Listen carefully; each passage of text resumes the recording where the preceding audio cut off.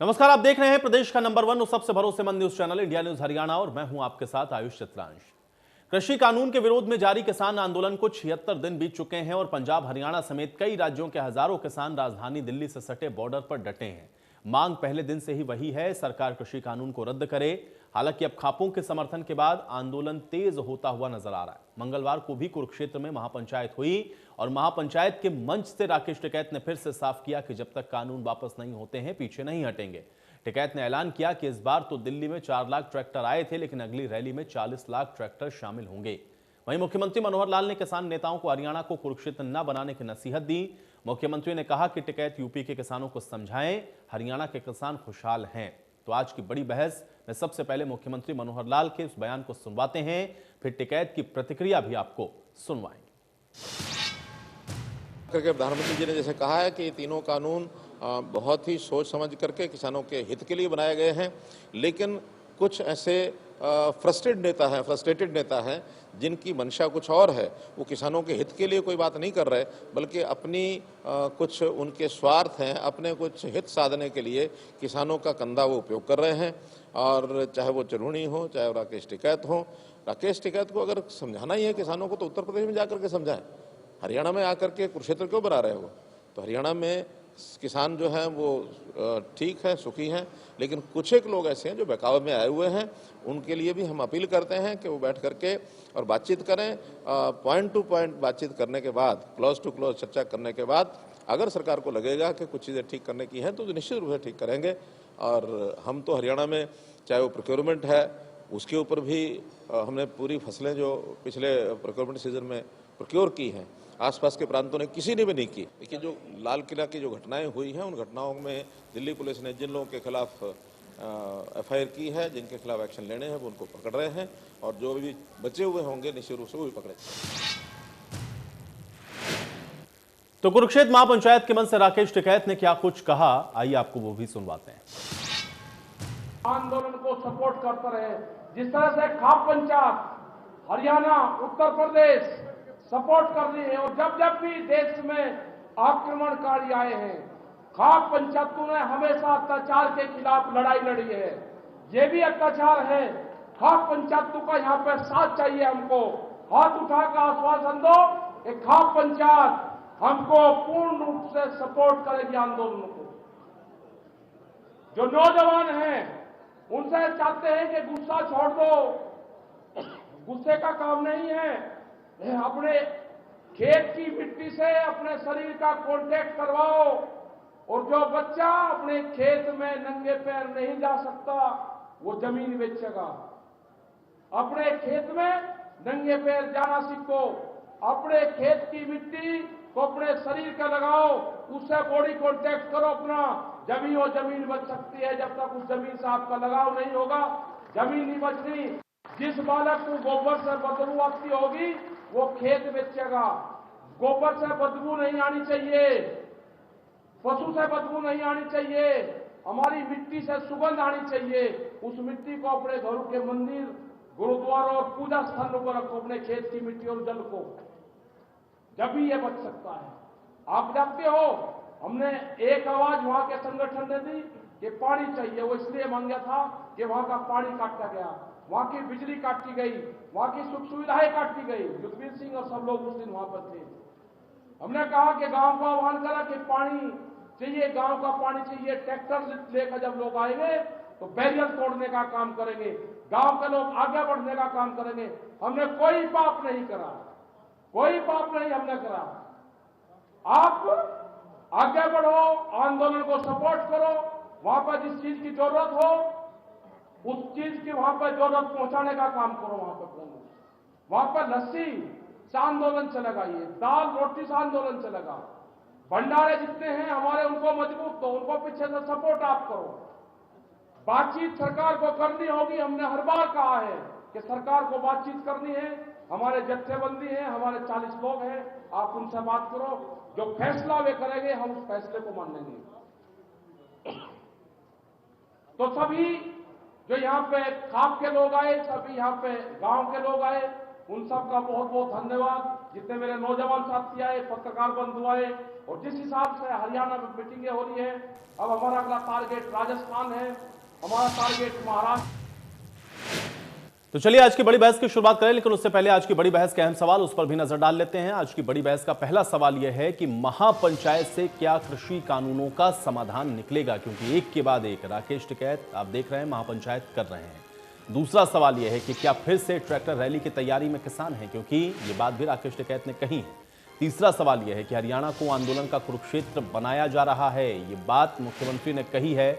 और चौथा सवाल यह है कि दीप सिद्धू के रिमांड से क्या राज खुलेंगे, क्योंकि दीप सिद्धू की भी गिरफ्तारी आज हो चुकी है। और आज इन्हीं तमाम सवालों के साथ आज की बड़ी बहस की शुरुआत करते हैं। कुछ मेहमान मेरे साथ जुड़ गए, उनका परिचय मैं आपके साथ करवा देता हूं। जवाहर यादव जी हमारे साथ जुड़ रहे हैं, प्रवक्ता हैं भारतीय जनता पार्टी के। जवाहर यादव जी, बहुत स्वागत है आपका इस चर्चा में। अमनदीप केसरी जी हमारे साथ जुड़ रहे हैं, प्रवक्ता हैं इनेलो के। अमनदीप केसरी जी, आपका भी स्वागत है। शमशेर दहिया जी हमारे साथ जुड़े हुए हैं भारतीय किसान यूनियन की तरफ से। शमशेर दहिया जी, आपका भी बहुत स्वागत है। चर्चा की शुरुआत शमशेर दहिया जी मैं आपसे ही करूंगा, क्योंकि सवाल बड़ा महत्वपूर्ण ये है, क्योंकि एक तरफ लगातार आंदोलन आप लोग कर रहे हैं, दूसरी तरफ महापंचायतों का दौर भी देखने को मिल रहा है। लेकिन इन महापंचायतों के मायने क्या समझे जाएं? क्या महापंचायत करने से आपको लग रहा है कि जो सरकार है वो आपकी बात को मानेगी? क्या मायने हैं इन महापंचायतों के? शमशेर दहिया जी।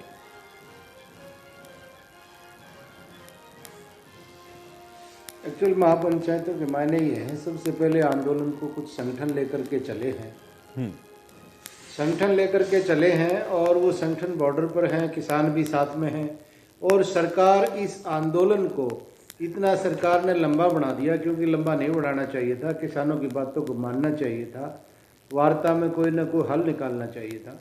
लेकिन ये बातें नहीं मानी गई, तो जो किसान संयुक्त मोर्चा के जो लीडर हैं उनको ज़रूरत पड़ी खापों के पास जाने की, गांव में जाने की, अगर आप हमारे आंदोलन को समर्थन करें, ताकि सरकार हमारी ताकत से तो जो किसान संगठन थे, संयुक्त मोर्चा था, उसकी ताकत के आगे तो सरकार झुकी नहीं। तो जो हमारी खाप पंचायतें हैं, ग्रामीण क्षेत्र है, आप सब आएँ। और आज हालात ये है, हमारी महिलाएं भी, माताएं, बहनें, बेटियां, बच्चे सब के सब आंदोलन में बहुत बड़ी रुचि लेते हुए आगे आ रहे हैं। और मुझे लगता है ये जो जन आंदोलन जिस तरीके से बढ़ता जा रहा है, तभी जाके सरकार इस बात को मानेगी। जवाहर यादव जी, जन आंदोलन बनता जा रहा है इसलिए आप मानेंगे, और खाप की जरूरत इसलिए भी है क्योंकि किसानों की बात आप सुन नहीं रहे थे, तो कम से कम खाप साथ आएगी तो सरकार पर दबाव बनेगा। जवाहर यादव जी।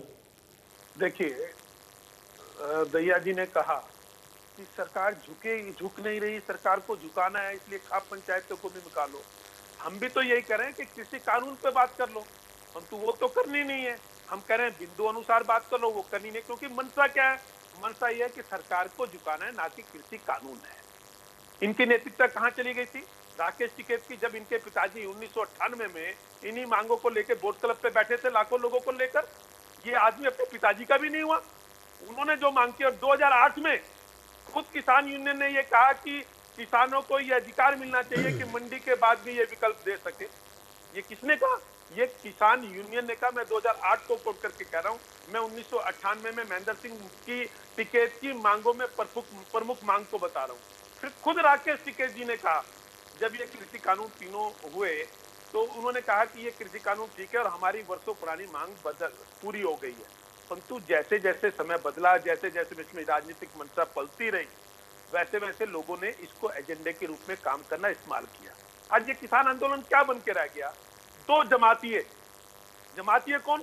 एक चढ़ूनी जिसकी पत्नी की जमानत जब्त हुई थी, एक जमानत थी वो राकेश टिकैत जिनकी खुद की जमानत जब्त हुई थी। ये व्यक्ति जो किसान के नाम पे नेतागिरी करना चाहते हैं, है पॉलिटिशियन, चुनाव लड़ते हैं, नारा देते हैं कि किसान आंदोलन को राजनीतिक लोगों से दूर रखा जाएगा। इनकी जमानतें जब्त हो गई। अब किसी भी तरह, किसी भी मंशा इनको लगता है इसके बहाने नेता बन जाएंगे, तो ये तो लोग तय करेंगे। जब राकेश टिकैत को अगर पहली बार दो बार लोगों ने हरा दिया, तो इसमें भारतीय जनता पार्टी की तो गलती नहीं है ना। चडूनी जी की पत्नी की अगर जमानत जब्त करा दी, तो इसमें भारतीय जनता पार्टी की तो कोई गलती नहीं है। तो छुपे हुए एजेंडे को किसान के नाम पर लोगों को बरगलाना, मैं कहता हूं कोई एक कारण बता दीजिए, बिंदु अनुसार में से शमशेर जी चर्चा कर ले कि इस विधेयक में गलत क्या है। पहले ठीक क्या किया हमने? 2013 का पंजाब का फार्मिंग कॉन्ट्रैक्ट एक्ट था जिसमें किसान को सजा का प्रावधान था, जुर्माने का प्रावधान था, वो अपने समझौते को तोड़ नहीं सकता था, परंतु नए कानून में यह अधिकार दे दिया कि वो जब मर्जी समझौते को तोड़ सकता है। दूसरा, पश्चिमी उत्तर प्रदेश में जब से ये लागू हुआ था, आज मंडियों के लोगों ने इनको परेशान करना, किसानों को बंद कर दिया।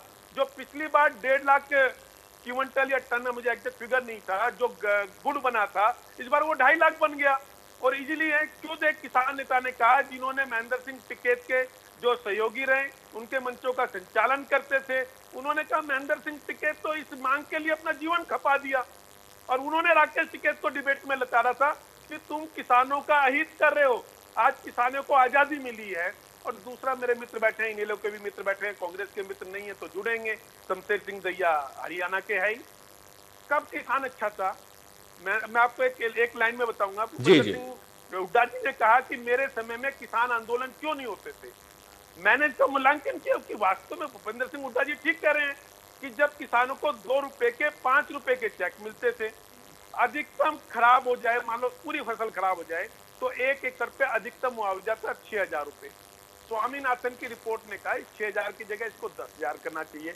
मुख्यमंत्री मनोहर लाल जी ने वो 12,000 कर दिया। तो हम भी समझना चाहते हैं कि चलूनी तुम्हारी क्या साठगांठ थी, जो हुड्डा जी कह रहे हैं कि 2 रुपए और 5 रुपए के चेक पे किसान आंदोलन नहीं करता था, 6,000 रुपए पे किसान आंदोलन नहीं करता था, पर आज 12,000 रुपए पे। ठीक है जवाब जी, मुझे लगता है शमशेर जी से इसका जवाब ले लेता हूं। शमशेर जी बहुत देर से कुछ कहना भी चाह रहे हैं। शमशेर जी जवाब दीजिए।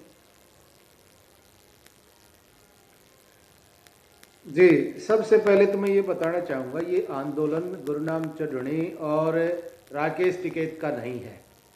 ये संयुक्त मोर्चा और पूरे भारतवर्ष के किसान का आंदोलन है। ये समझने की ज़रूरत है, एक चीज़। दूसरी चीज़ ये है कि आप कह रहे हैं कि पॉइंट वाइज बता दीजिए क्या गलत है क्या ठीक है। मैं ये कहना चाहता हूँ, और पिछले कई दिन से इसी बात को हम रिपीट कर रहे हैं, 11 बार की वार्ता जो हुई है, क्योंकि प्रधानमंत्री जी ने भी कहा है कि एक कॉल की ज़रूरत है, बातचीत के दरवाजे बंद नहीं हैं। क्या 11 बार जो वार्ता हुई, क्या वो वार्ता नहीं थी? क्या वो बातचीत नहीं थी? और उस 11 बार की वार्ता में क्या हुआ, एक एक बात को खोल के सरकार को समझाया गया कि ये इसमें कमियां हैं। सरकार ने उधर से उसकी अच्छाई गिनवाई, ये इसमें अच्छाई है। मैं ये कहना चाहता हूँ, इशू ये नहीं बचा क्योंकि बहुत समय गुजर चुका है। आज ये 11 वार्ता जो भी हुई है, उनको लाइव दिखाया जाए देश की जनता के सामने कि गलत क्या है और ठीक क्या है। क्या सरकार गलत कर रही है या किसान ही जिद लगा रहे हैं? वो चीज ओपन कर दीजिए, इसमें दूध का दूध और पानी का पानी हो जाएगा। ये मेरी इसमें तो शमशेर जी यही तो वो पूछ रहे हैं ना कि ठीक है बंद कमरे में क्या हुआ हमको नहीं पता, लेकिन आप लोग तो संयुक्त किसान मोर्चा का तो पार्ट है ना, भारतीय किसान यूनियन। तो मुझे बताइए कि बंद कमरे में इन्होंने क्या बताया आपको, और आपने क्या उसके ऐसे जो कॉन्स थे वो बताए, ऐसी क्या कमियां बताई जो यहाँ पर ये जवाहर जी नहीं समझ पा रहे? इनको समझाइए कि इसके अंदर ये कमियां हैं, 1-2 मोटे मोटे पॉइंट बता दीजिए। वही बात मैं मोटे की बात नहीं, जब पूरे कानून गलत है, एक एक चीज समझा दी। अब वही बात आ गई, भारतीय जनता पार्टी के साथी ये कहेंगे बकरी की 3 टांग होती है ही नहीं, तो उसका इलाज क्या हो? जब इतने दिन से 75 दिन हो गए, 3 महीने होने को जा रहे हैं, बताते बताते तो 6 महीने हो गए। जिस टाइम पर अध्यादेश लाए गए तब समझाए, लिखित में दिए, जब कानून बनाया तब समझा, तब लिखित में दिए, और फिर उसके बाद में पूरे देश के संगठनों को संगठित किया, और फिर बैठ करके कृषि मंत्री के सामने, पीयूष गोयल जी के सामने और प्रशासनिक अधिकारियों के सामने एक एक चीज खोल के बताई गई। आज क्या बात कह रहे हैं? उस सारी चीजों को दिखाई क्यों नहीं देते? वो पूरा देश ही देखे, अकेले आप समझना नहीं चाह रहे। मैं ये कहना चाहता हूँ सरकार से, अगर वहाँ चलिए ठीक है, आप उस विषय में नहीं बताना चाहते हैं, ठीक है, वो भाई आपके और सरकार के बीच की बात है। क्या चर्चा आप लोगों ने 11 दौर की वार्ता के बीच में की है, लेकिन इन्हीं कानूनों का स्वागत तो किया था ना राकेश टिकैत ने, इस बात से तो आप इनकार नहीं कर सकते हैं। स्वागत करने के बाद ऐसा क्या हो गया कि आज ये कानून काले हो गए? मैं आज एक बात बताना चाहता हूं, ये व्यक्ति विशेष का आंदोलन नहीं है, ये आंदोलन संयुक्त मोर्चा और भारत के किसान का है। शमशेर दैया जी, ये मेरे सवाल का जवाब नहीं है। ये सही, किसी एक शख्स का अगर ये आंदोलन नहीं है तो आज इतनी महापंचायत का नेतृत्व कैसे कर रहे हैं राकेश टिकैत, जो कि इसका स्वागत कर रहे थे? नहीं, महापंचायत देखो, एक मिनट, नेतृत्व महापंचायत में राकेश टिकैत ही तो पहुंच रहे हैं ना हर जगह पर, और इतनी अपार भारी जो जन समर्थन आप बता रहे हैं सबका है। राकेश टिकैत की तरफ से क्यों कहा गया था कि ये कानून अच्छे हैं, इसका क्या जवाब है? संयुक्त मोर्चा, नहीं, संयुक्त मोर्चा वाली बात शमशेर दहिया जी मैं समझ गया कि ठीक है, संयुक्त मोर्चा जो निर्णय लेगा उस पर आप पहुंचेंगे, लेकिन राकेश टिकैत ने पहले क्यों कहा था कि कानून अच्छे हैं? बाद में क्या हो गया ऐसा? नहीं, पंचायत तो मैं एक बात साफ कर देना चाहता हूं, ये जो पंचायतें हैं वो संयुक्त मोर्चा के साथ ही जाकर के संयुक्त मोर्चा की जो पंचायतें हैं, ठीक है, उनको संबोधित करते हैं। अकेले राकेश टिकैत नहीं जा रहे, लेकिन राकेश टिकैत ने क्यों कहा था ये कानून अच्छे हैं? देखो, ये प्रश्न राकेश टिकैत जी बता सकते हैं, लेकिन हमारी समझ से बिल्कुल बाहर का है, क्योंकि हमारी समझ का ये भारतीय किसान यूनियन की तरफ से हैं, आप प्रवक्ता हैं, मुझे लगा इतनी बातचीत तो कम से कम आपकी होगी राकेश टिकैत के साथ कि उन्होंने पर्सनली ही सही आपको बताया होगा कि भाई क्यों उन्होंने ऐसा कहा था। चलिए ठीक है, अब मैं राकेश टिकैत से ही पूछूंगा, ये सवाल मैं आपसे नहीं पूछूंगा। बालमुकुंद शर्मा जी हमारे से जुड़ गए हैं कांग्रेस पार्टी की तरफ से। बालमुकुंद जी आपका भी बहुत स्वागत है। अमनदीप जी मैं आपके पास आ जाता हूं। अमनदीप जी कैसे देख रहे हैं? एक तरफ तो आप देखिए कि महापंचायत हो रही है, दूसरी तरफ यह भी कहा जा रहा मुख्यमंत्री की तरफ से कि भाई अब अपने प्रदेश में तो महापंचायत कर लें, हरियाणा को कुरुक्षेत्र ना बनाएं, यहाँ के किसान को हम समझा लेंगे और अब बहुसंख्यक किसान यहाँ का खुश है। एक टिप्पणी चाहूंगा मैं, अमनदीप केसरी जी आपकी। जी आयुष जी, मैं देखिए आपको बड़ा विनम्र तरीके से बताना चाहूंगा, लगभग पिछले 6 महीने से इसी मुद्दे में लगातार मैं भी आपके चैनल पर आपके साथ बहुत बार डिबेट कर चुका हूँ, और लगातार जो भारतीय जनता पार्टी का नैरेटिव है वो बदलता जा रहा है। कभी ये पहले सिर्फ पंजाब का आंदोलन था, फिर खालिस्तानियों का, आतंकवादियों का हुआ, पंजाब और कुछ हरियाणा का हुआ, फिर पश्चिमी उत्तर प्रदेश का हुआ, कॉमरेड कभी बन गए।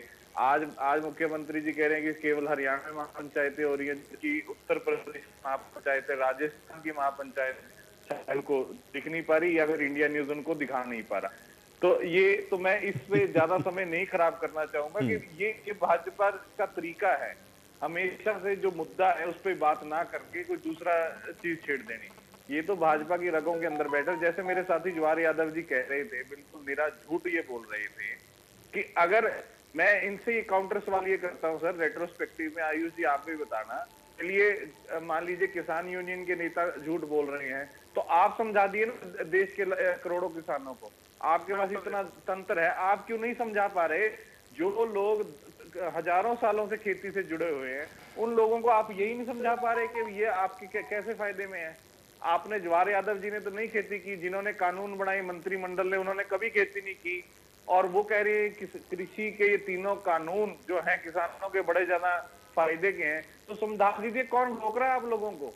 आप पूरे खुले हर चीज, सोशल मीडिया छोड़िए, हर तरीके का आपके पास प्लेटफॉर्म है सरकारी। लेकिन अमनदीप केसरी जी उसी सोशल मीडिया पर अगर आप रहते हैं और एक्टिव रहते हैं तो आपको देखिए दोनों पक्ष मिलेंगे वहां पर। अगर आप यहाँ पे पार्टी से ऊपर उठ करके सोचेंगे एक देश के नागरिक होने के नाते, आप भूल जाएं थोड़ी देर के लिए कि आप इनेलो के प्रवक्ता हैं, क्या आप इस बात से इनकार कर सकते हैं कि वहां पे आपको दोनों तरीके का कंटेंट मिलेगा सोशल मीडिया के ऊपर? वो भी किसान मिलेगा जो खेतों में खेती करता हुआ ये कहता हुआ नजर आ रहा है कि नहीं ये हमारे फायदे की बात है, ये राजनीति कर रहे हैं, उसको आप नकार देंगे क्या? वो तो भारतीय जनता पार्टी के कार्यकर्ता नहीं है ना जो इस बात को कह रहे हैं।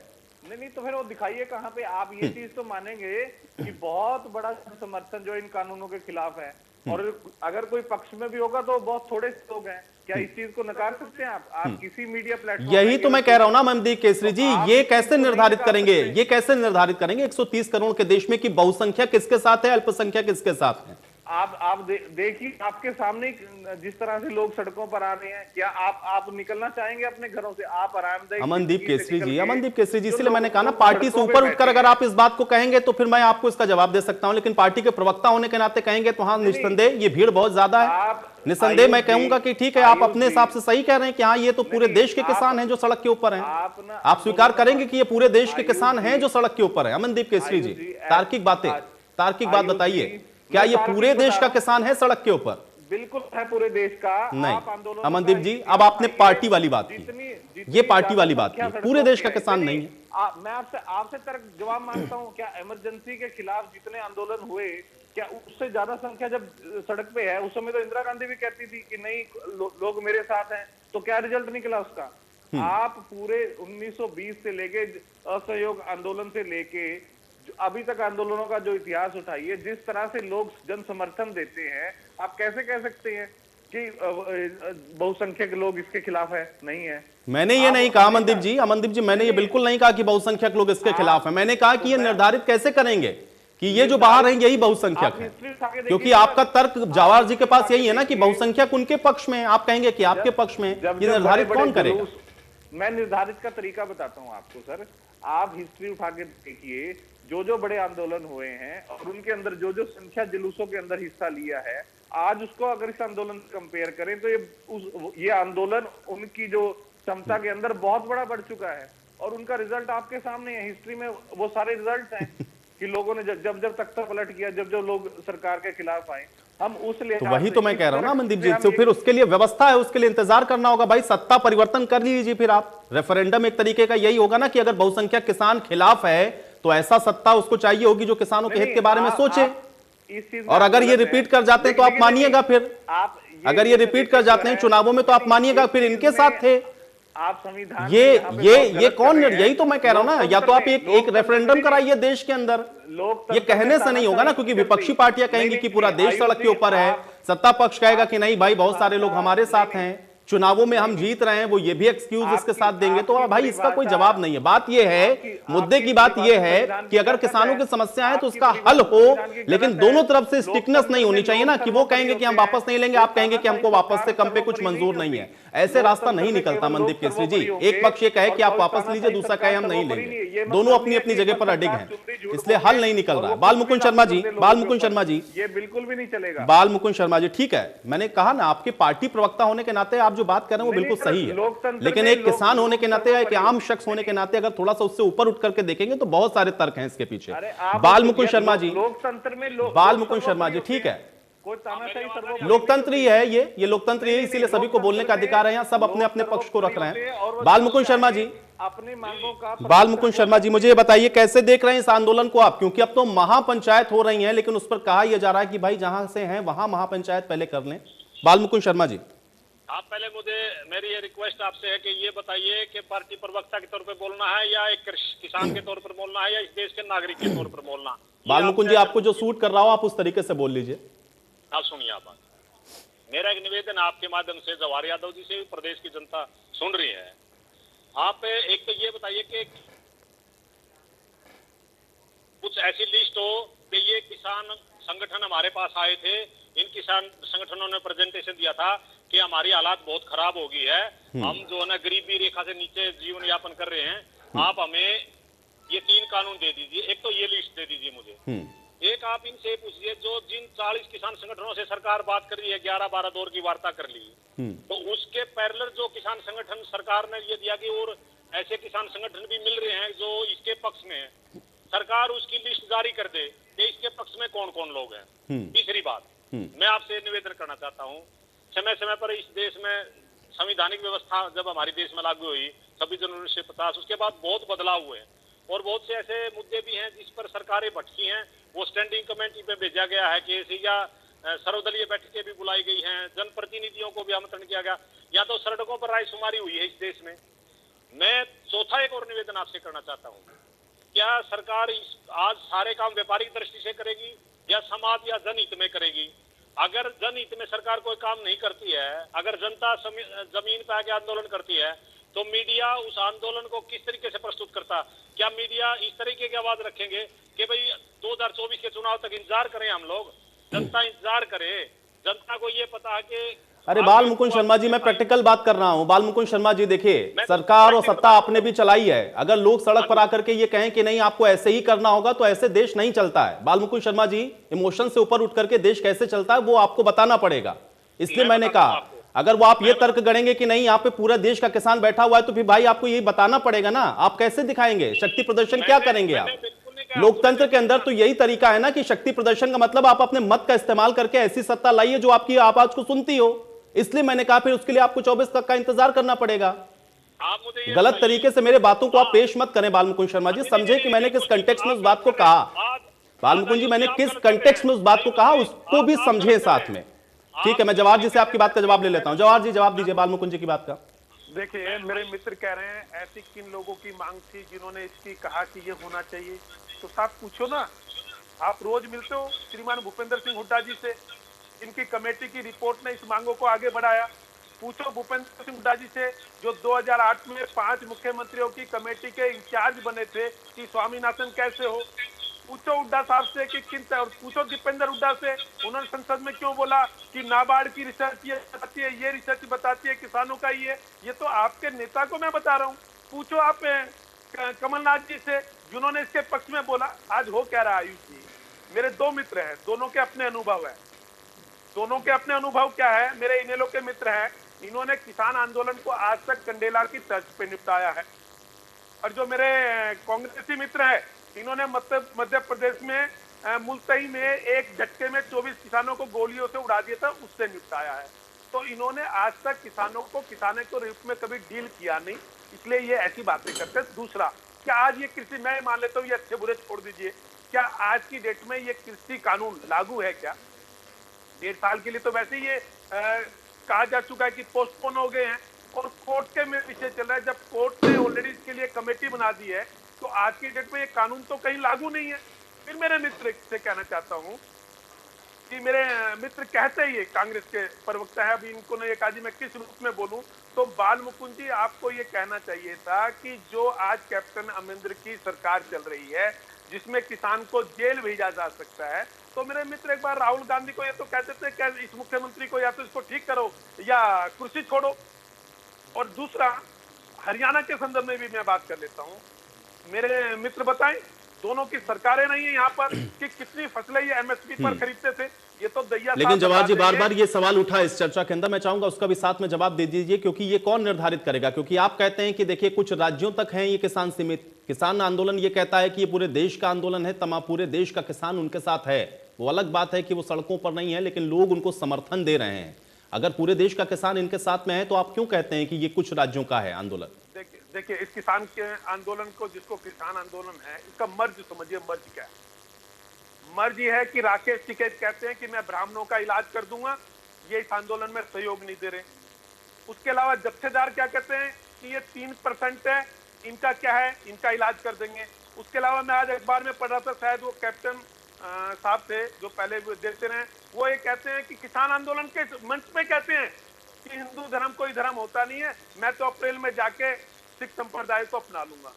तो किसान आंदोलन में किसानों की बात हो रही है क्या? मैं ये समझना चाहता हूँ। किसान आंदोलन में मेरे किसी मित्र ने ये नहीं बताया कि अभी तक चाहे वो किसान नेता के रूप में बैठे हो, 4 पैर की, तो मेरे दोनों छोटे भाई है, राजनीतिक रूप से हम मिलते भी रहते हैं, बैठे, किसी ने ये बताया क्या कि किसान आंदोलन में भाई साहब ये खराब आ गया? और मेरे मित्र कहते हैं इतनी दौर की वार्ता हो गई, तो आप मुझे एक्सपोज कीजिए ना मेरी पार्टी को कि देखिए जी इतनी दौर की एक वार्ता हो गई और ये तीनों विधेयक में गलत लिखा है जो ठीक होना चाहिए। ये किसान नेता नहीं बता रहे, पर राजनीतिक मित्रों को तो छोड़ दो, किसान नेता ये नहीं बता पा रहे कि राकेश टिकैत जी ने इसका स्वागत क्यों किया। वो ये कहते हैं वो कन्नी काट रहे हैं जी, ये संयुक्त का हुआ है, मुझे राकेश टिकैत जी का मुझे नहीं पता। जब मैं बाल मुकुंद जी से भूपेंद्र सिंह हुड्डा जी का जवाब मांग सकता हूं, जब मैं अपने इनेलो के मित्र से कंडेला कांड का जवाब मांग सकता हूं, और मेरे मित्र तीनों विधायकों का जवाब मांग सकते हैं विधेयकों का, तो फिर किसान नेता राकेश टिकैत की जवाबदेही क्यों नहीं है? उन्होंने क्यों किसी मंच पर किसी जाति के खिलाफ बोला? उसकी जवाबदेही कौन तय करेगा? इसलिए ये किसान आंदोलन के नाम पर जिनकी जमानतें जब्त हो चुकी, चाहे वो राकेश शमशेर दहिया जी, एक्सपोज करिए जवाहर यादव जी को। 11 दौर की वार्ता में गुमराह किया आप लोगों को, 11 दौर की वार्ता में गुमराह किया, और आज भी आप लोग जहां थे वहीं खड़े हुए हैं, क्योंकि आंदोलन जहां से शुरू हुआ था वहीं पर है, हल की तरफ बढ़ते हुए दिख नहीं रहे। एक्सपोज करिए इनको, क्या किया इन्होंने 11 दौर की वार्ता के अंदर? 11 दौर की वार्ता में कानूनों में कमियां सरकार ने एक्सेप्ट की है। मैं ये चाहता हूँ इस वार्ता को लंबी ना करके छोटी करना चाहता हूँ, वो इसलिए कि आप एक तरफ से ये कह रहे हैं कि हम इसमें बदलाव कर देंगे और क्या नाम है आप घर जाइए। मैं ये कहना चाहता हूँ एमएसपी पे कानून बना दीजिए और आप क्या इसमें अच्छा कर सकते हैं वो करिए, और कम से कम जनता को तो ये समझाइए कि हमने इतना कर दिया है ठीक, जो हम गलत मानते थे, जो आप बोलते थे, हमने ये ठीक कर दिया और एमएसपी पे कानून बना दिया। इतना तो करके दिखाइए, 2 कदम चलिए तो सही। जवाहर जी, 2 कदम नहीं चलेंगे आगे तो कैसे होगा? कुछ तो आपको भी मैसेज देना पड़ेगा ना कि हाँ हम ये करने के लिए तैयार हैं। उत्तर देता हूँ। एक तो मेरे मित्र की जानकारी के लिए बता दूं, तीनों विधेयकों में एमएसपी कहीं थी ही नहीं। एमएसपी तीनों विधेयक का हिस्सा नहीं थी, उसके बाद भी देश के वो प्रधानमंत्री हमारी मांग है। अरे मैं वो आंदोलन की मांग है। अरे सुनो, आंदोलन में तो आप ये भी कहते हो कि हिंदू धर्म कोई होता नहीं। आंदोलन में तो आप ये भी कहते हो कि पंडितों का इलाज करेंगे, ये सारे कृष्ण भगवान के चक्कर में लगे रहते हैं। आंदोलन में तो आपकी अजीब अजीब मांगे। ये आंदोलन थोड़ी है, मैं यही तो कह रहा हूँ, मेरे मित्र ये आंदोलन नहीं है। ठीक है, एमएसपी की बात तो है जवाहर यादव जी, ये तो आप भी जान रहे हैं, एमएसपी की तो बात किसान कह रहा है, बहुत दिन से कह रहा है। एमएसपी का अगर आप लिखित में गारंटी दे सकते हैं तो कानूनी अधिकार क्यों नहीं दे सकते? एमएसपी था, है और रहेगा, अगर प्रधानमंत्री कह सकते हैं तो कानूनी गारंटी क्यों नहीं देते थे? दे दीजिए। आयुष जी, मैं यही कहना चाह रहा हूँ, जब देश के प्रधानमंत्री हैं, मेरे मित्र चाहे किसी भी राजनीतिक पार्टी के हों, सब प्रधानमंत्री का सम्मान तो करते हैं। जितने भी प्रधानमंत्री रहे हम भी उनका सम्मान करते हैं, आगे भी करते रहेंगे, चाहे कोई भी प्रधानमंत्री हो। जब देश के प्रधानमंत्री संसद में अगर कोई चीज कह रहे हैं कि एमएसपी है, एमएसपी था, एमएसपी और एमएसपी रहेगा, उसके बाद चर्चा में जब नरेंद्र तोमर जी के साथ हुई, खुद किसान नेताओं ने कहा कि वो ये कह रहे हैं कि हम लिखित गारंटी देने को तैयार है एमएसपी की। उसके अलावा एक ये भी विषय आता है कि भाई जो विवाद होगा किसी कंपनी में और किसान में, तो उसके लिए एसडीएम है, एसडीएम के बाद कोर्ट में अपील होनी चाहिए। तो उसमें खुद किसान नेताओं ने कहा कि नहीं, सरकार ने इस बात को भी हमारे मान लिया। तो जो मुद्दे इनके ऐसे थे कि जिनके ऊपर चर्चा के बाद एक सहमति बनी थी, वो मान ली गई। उसके बाद उसको अब ये कहेंगे तो उसमें संशोधन करा लेंगे। ये कहे तो सही कि इन चीजों पे हमारी सहमति बन गई और ये विधेयक में संशोधन कीजिए। आज तो ये विधेयक आपने करके दिखाया अभी तक। अरे एक मिनट सर, कैसे होगा? आज तो ये विधेयक कहीं है ही नहीं, क्योंकि कोर्ट ने इस पे कमेटी बना दी है और सरकार ने इसको 1.5 साल के लिए टाल दिया। तो आज तो ये तीनों विधेयक वास्तव में कहीं है ही नहीं, लागू नहीं है। जब तीनों विधेयक लागू ही नहीं है तो इसमें संशोधन कैसे करेंगे? इसलिए जब ये लागू होंगे तो संसद में इनमें संशोधन भी हो जाएंगे। परंतु मैं फिर कह रहा हूं, मेरे जो किसान मित्र है वो ये नहीं बता पा रहे कि 2 रुपए और 5 रुपए में किसान खुश कैसे था और 12,000 रुपए में किसान बुरा कैसे। ठीक है, चलिए एक एक करके और कमेंट ले लेता हूं। एक लाइन बहुत जल्दी से जवाब जी। हाँ, एक लाइन पहले दैया साहब ही बता देंगे कि हरियाणा में पहले 2 ही फसलें एमएसपी पर खरीदी जाती थी, गेहूं और चावल। राजस्थान आज भी खरीदता है, पंजाब आज भी 2 फसलें खरीदते हैं। हरियाणा के मुख्यमंत्री मनोहर लाल 2 फसलों का पैसा केंद्र सरकार भेजती है और 7 फसलों का पैसा हरियाणा की मनोहर लाल सरकार ने व्यवस्था की है, वो खुद देते हैं।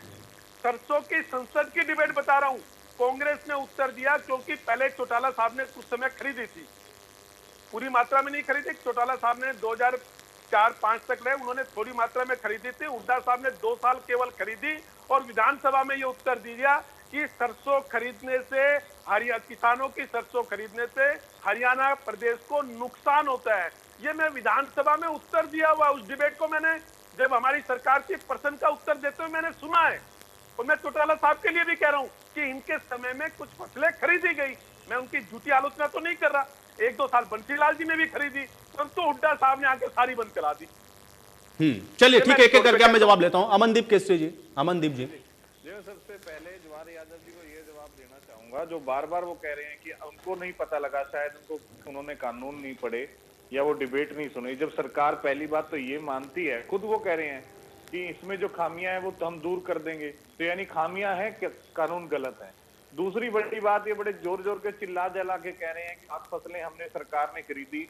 मैं इनसे केवल एक का पूछता हूं, और जो मुख्यमंत्री जी की बड़ी प्रोत्साहित योजना थी कि मक्का बोई धान का किसान, और हम उसे पैसे भी देंगे 7,000 प्रति एकड़ और उसकी मक्का भी खरीदेंगे। 1861 रुपए मक्का की एमएसपी थी।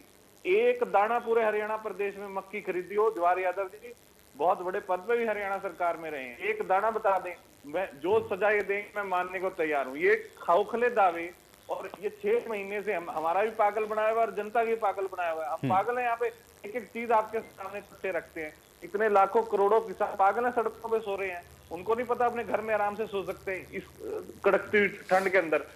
ये कैसी बातें करते हैं चैनल पे बैठ के कि हमने ये खरीदा। बताइए, आप जवाहर यादव जी से पूछिए, एक दाना मक्की का पूरे हरियाणा प्रदेश में, और आज नहीं कल बता देना, पूरे हरियाणा सरकार इनके पास है, कल डाटा ले आना बता दो कहाँ खरीदी है इन्होंने मक्की एमएसपी पे। कैसी बातें करते हैं ये बैठ के यहाँ पे। अभी बताए तो इसलिए किसान रोष है, इसलिए किसान रोष में है, इसलिए किसान सड़कों पे है।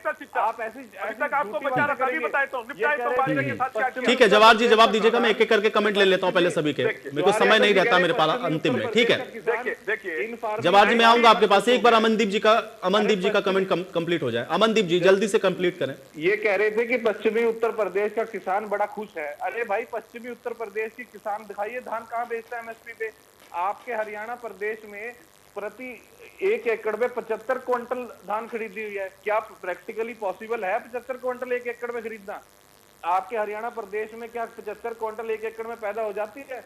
कैसे खरीदी हो? किसकी धान है वो? कहाँ से आई?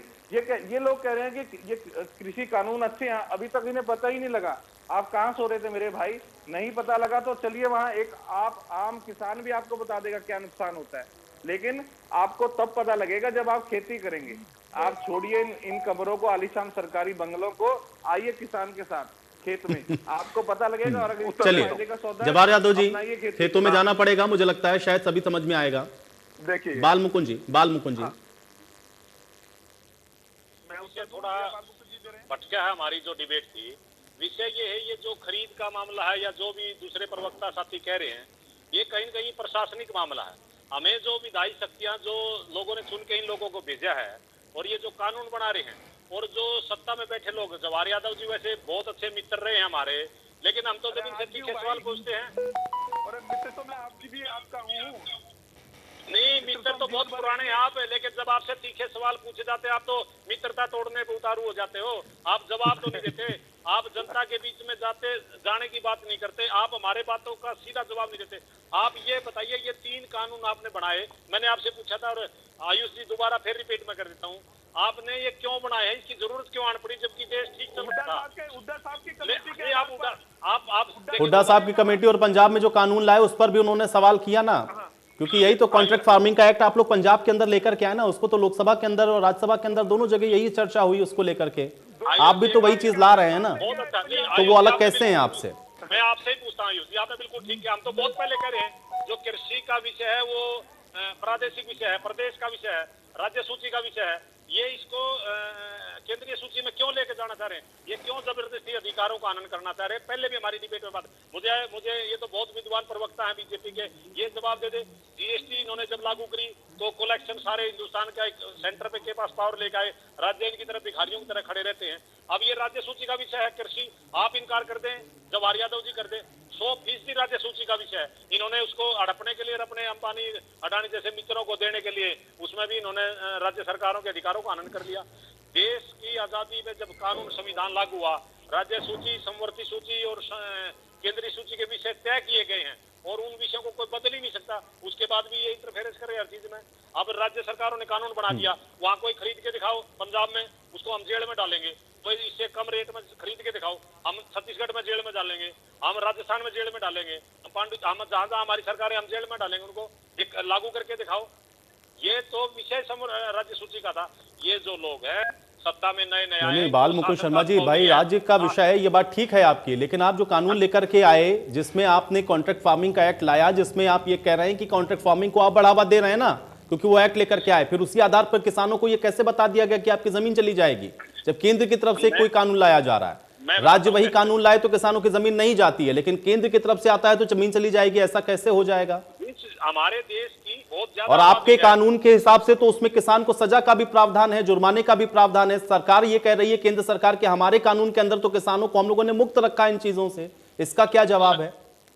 इसका तो बहुत बड़ा मैं जवाब देता हूँ। हमारे देश में खाद्य सुरक्षा कानून बिल लागू है। खाद्य सुरक्षा जो खाद्यान्न प्राप्त करने के लिए कानून लागू है, हर आदमी का अधिकार है, और वो अधिकार की पूर्ति सरकारें कैसे करेंगी? सरकारी एजेंसियां खरीद करेंगी, वो खरीद करके स्टॉक करेंगी और फिर पूरे के पूरे साल खाद्यान्न जो है गरीब लोगों को उपलब्ध कराएंगी। एक यूपीए की गवर्नमेंट में, कांग्रेस के शासनकाल में हमने लागू किया है। हमने जिस तरीके से मनरेगा लागू किया है कि कोई भी खाली व्यक्ति इस देश में जिसके पास रोजगार नहीं, वो सरकार के पास आएगा और 100 दिन का रोजगार लेगा, वो हमने लागू किया है। कांग्रेस तो नीतिगत फैसलों पर चलने वाली सरकार बिल्कुल सही कह रहे हैं ना बाल मुकुंद जी। देखिए अब अपने शासित प्रदेश में आप जो कानून लाए उसके फायदे आपने कितने अच्छे तरीके से गिना दिए, यही तो वो भी गिनवाने की कोशिश कर रहे हैं कि आप कानून लाएं तो वो फायदे का है, ये लाएं तो नुकसान का है। एक ही तरीके की बातें हैं, लेकिन अगर आप कर रहे हैं तो अच्छा है, वो कर रहे हैं तो बुरा है। यही तो, इसी से तो बाहर निकलना है ना। किसान का भला सोच कौन रहा है? मैं पहले दिन से सवाल पूछ रहा हूं। कांग्रेस पार्टी ने अगर भला सोचा हो तो किसानों की स्थिति बहुत बेहतर होनी चाहिए थी ना। अब मैं कहूंगा तो आप कहेंगे आप पुरानी बातों में क्यों जाते हैं? भाई जहां से शुरू हुआ है वहां तो जाना पड़ेगा ना। फिर आपको, आप अपने स्टेट में लाएंगे तो आपने उसके फायदे गिनवा दिए कि आपके साथ उसके अंदर ये चीजें हैं, इसलिए किसान को उसका कोई नुकसान नहीं है। ये लेकर के आए तो नुकसान हो जाएगा। ठीक है जवाहर जी, जवाहर जी ठीक है, मैं समझ गया। बालमुकुंद जी आपने बता दिया ना कि आपने कैसे उसको फायदा पहुंचाया किसानों को, मैं समझ गया। जवाहर जी देखिए समय नहीं है मेरे पास। बालमुकुंद जी समझिए मेरी भी मजबूरी। जवाहर यादव जी, आप ट्रैक्टर जितने देश में चल रहे हैं वो कांग्रेस के शासन में ये ना, हमारी हमने फैक्ट्रियां लगाई। जवाहर यादव जी ठीक है, ठीक है। अब जवाहर जी से मैं जवाब ले लेता हूं। बालमुकुंद जी, जवाहर यादव जी। नहीं, मैं इनको सुन नहीं पा रहा था अपने मित्र को। आपका प्रश्न क्या, मैं उसका उत्तर देता हूँ। बाकी मैं अपने इनेलो के मित्र का उत्तर जरूर मैं दे देता हूँ। नहीं जवाहर यादव जी मैं समझ कर देता हूं। बालमुकुंद जी ने यही बताया कि भाई देखिए हम जो कानून लेकर के आए उसके अंदर हमने ऐसा प्रावधान किया था कि किसान उससे कहीं भी किसी भी तरीके से कोई प्रभावित नहीं होने वाला था। नहीं, गलत। तो इसमें प्रभावित कहाँ हो रहा है वो क्लोज बता दीजिए। दूसरा, कैप्टन अमरिंदर जी की सरकार में वो कानून आज भी है जिसमें जेल भेजने का प्रावधान है। मैं उसका आर्टिकल बताया तो, उसकी धारा बताया तो, सारा का सारा मैंने ट्वीट भी कर रखा है, देख लीजिए। देश के प्रधानमंत्री ने उसको कोट किया, नरेंद्र मोदी जी ने कोट किया। जिस समय दीपेंद्र हुड्डा जी डिबेट कर हुई थी राज्यसभा में, नरेंद्र तोमर जी ने उस समय कोट करके बताया। फिर शायद गुलाम नबी आजाद जी उस समय खत्म हुए थे, उन्होंने कहा हाँ जी ये पंजाब में है। खुद गुलाम नबी आजाद जी ने बोला, आज वो रिटायर हुए हैं राज्यसभा से। तो आप तथ्यों को ठीक से रखें।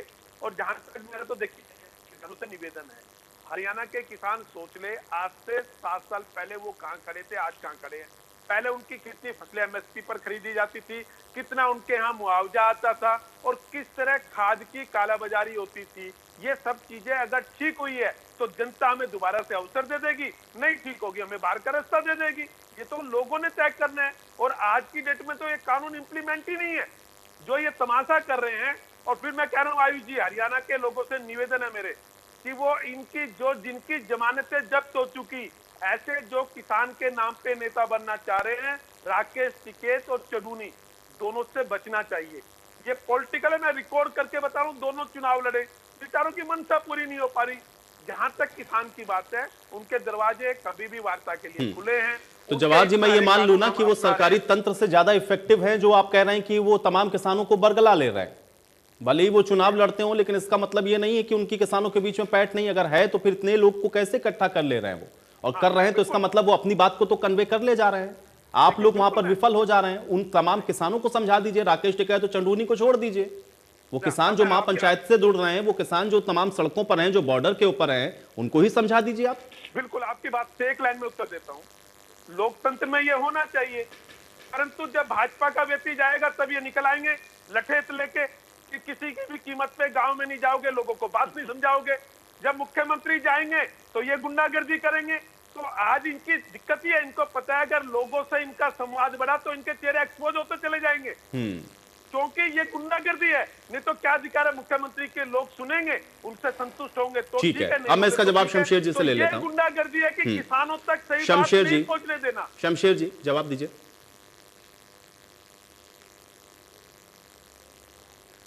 सरकार बॉर्डरों के चारों तरफ कील गाड़ती है, जो इतने बड़े बैरिकेड लगाती है, सख्ती इस्तेमाल करती है, तो वो गुंडागर्दी नहीं है। दूसरी बात, चलो दूसरी बात यह है कि प्रधानमंत्री जी ने कहा एमएसपी थी, एमएसपी है और एमएसपी रहेगी। ये हमने मना नहीं किया किसी ने, लेकिन एमएसपी पर पूरी फसल की गारंटी हो। अगर सरकार को जरूरत है पूरी फसल तो सरकार खरीदे। सरकार को जितनी जरूरत है वो खरीद रही है, हम भी मानते हैं, लेकिन बाकी की फसल शमशेर दैया जी, इससे पहले एमएसपी पर गारंटी क्यों नहीं मांगी आपने? देनी पड़ेगी। इससे पहले गारंटी क्यों नहीं मांगी? ये गारंटी वाली बात अभी से कहां से शुरू हुई? क्योंकि आप तो कह रहे हैं कि किसान की फसल एमएसपी पर नहीं खरीदी जाती है, पूरी फसल, कुछ फसलें हो जाती हैं खरीदी, तो क्यों नहीं मांगा कानूनी गारंटी इससे पहले तमाम राजनीतिक पार्टियों से आपने? हाँ, 94 मैं बताता हूं जो बार बार ये कर्जे की दलदल में फंस रहे हैं, और इसलिए क्योंकि प्रधानमंत्री जी ने कहा था 2022 तक आपकी आय को दोगुना कर दिया जाएगा, किसान की आय को दोगुना कर दिया जाएगा। जब तक किसान के प्रोडक्ट का उसकी पूरी कीमत नहीं मिलेगी। दहिया जी, ये मेरे सवाल का जवाब नहीं है। मैंने आपसे पूछा कि पहले की सरकारों से क्यों नहीं मांगा आपने? जवाबदेही हमारी है ना, हम जवाब देंगे किसान को। पहले की सरकारों से क्यों नहीं मांगा एमएसपी पर कानूनी गारंटी? इतना बड़ा आंदोलन क्यों नहीं हुआ? वही सवाल तो जवाहर जी कह रहे हैं ना कि जब 7 साल में उन्होंने तमाम व्यवस्थाएं आप लोगों के लिए बनाई और उसके बाद आप लोग ये कहते हैं कि आपके लिए इन सरकार ने कुछ नहीं किया, तो पहले के सरकारों से एमएसपी की कानूनी गारंटी क्यों नहीं मांगी आप लोगों ने? इतने दिन तक किसान को क्यों इस तरीके से धोखे में रखा? क्या कर रहे थे किसान नेता? आप सुने, आप सुने, ये इतनी बड़ी गारंटी हमारे प्रधानमंत्री जी दी। सबसे पहले भाषण दिया था कि मैं आते ही किसान का कर्जा मुक्त करूंगा, उसके बाद गारंटी दी थी कि मैं किसान की आय दोगुनी करूंगा। शमशेर जी, आप इधर उधर की बातें कर रहे हैं। मैं जो जवाब आपसे चाह रहा हूं वो जवाब आप दे नहीं पा रहे हैं और मुझे लगता है आपके पास शायद ये जवाब नहीं है कि पहले के सरकारों से कानूनी गारंटी क्यों नहीं मांगी? मैं वही दे रहा हूं, कानूनी गारंटी क्यों नहीं मांगी? पहले जो सरकारें थी वो भी लूट रही थी। पहले और आप लोगों ने लूटने दिया, और आप लोगों ने लूटने दिया। मैं ये मान लेता हूं क्योंकि आपने ये कहा ना कि पहले की सरकारें लूट रही थी और आप लोगों ने लूटने दिया। क्यों आंदोलन इतना बड़ा खड़ा नहीं हुआ? कहां थे आपके ये तमाम किसान नेता? कहां थी ये महापंचायतें जो आज हो रही हैं? शमशेर जी, ये सवाल आपको अपने किसान नेताओं से भी पूछना चाहिए। नहीं पूछते हैं आप लोग, क्योंकि इस समय मौका बेहतर है और आपको लग रहा है कि हाँ ठीक है, ये राजनीतिक लिहाज से बहुत सूट करेगा, इसलिए नेता लोग आपके जो कह रहे हैं उसको आप लोग मानने को तैयार हो रहे हैं।